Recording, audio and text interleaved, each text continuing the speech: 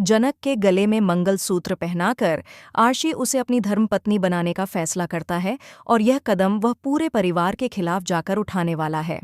कहानी यहाँ से और ज्यादा इमोशनल और दिल को छू लेने वाली हो जाती है, क्योंकि एक तरफ जनक की हालत बिगड़ती जाती है, वहीं दूसरी तरफ उसके पापा अनिरुद्ध अस्पताल पहुंचते हैं उससे मिलने।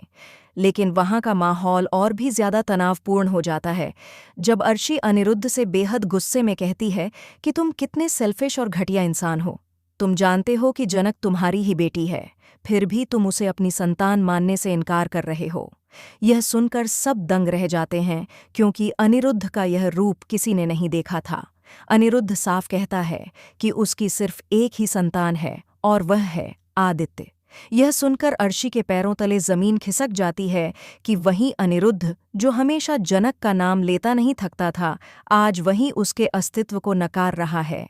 जनक यानी नूतन अब इस दुनिया में नहीं रही, लेकिन अपनी बेटी की खातिर वह चाहती थी कि अनिरुद्ध उसका सहारा बने। हालांकि जनक को यह अच्छे से पता था कि अनिरुद्ध कभी भी उसे अपनी बेटी के रूप में स्वीकार नहीं करेगा। इसीलिए अनिरुद्ध का यह बदला हुआ चेहरा सबके लिए हैरान करने वाला है। जहां एक तरफ अनिरुद्ध अपनी जिम्मेदारियों से भागता हुआ नजर आता है, वहीं दूसरी तरफ आर्श अपने दिल की बात समझ चुका है। आर्श को एहसास हो चुका है कि अगर उसे प्यार करना है और शादी करनी है तो उसे अपने दिल की आवाज़ सुननी होगी। उसका सही जीवन साथी कोई और नहीं बल्कि जनक ही है। आर्श का यह फैसला आदित्य के लिए किसी बड़े झटके से कम नहीं है। आदित्य हर हाल में चाहती है कि आर्श सिर्फ उसका हो जाए।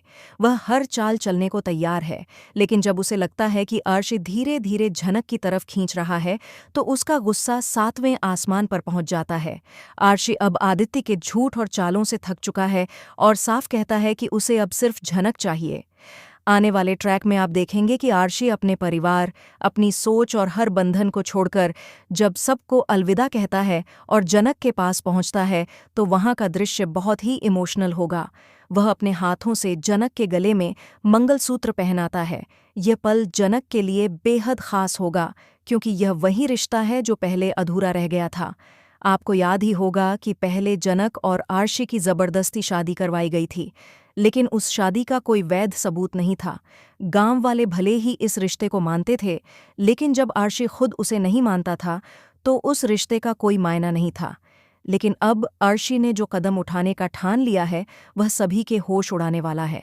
जनक जब यह देखेगी कि आर्शी अपने दिल से उसे अपना चुका है और पूरे परिवार की परवाह किए बिना उसके गले में मंगलसूत्र पहनाता है, तो उसकी आंखों से आंसू निकल पड़ेंगे। यह खुशी और दर्द दोनों के मिले जुले आंसू होंगे।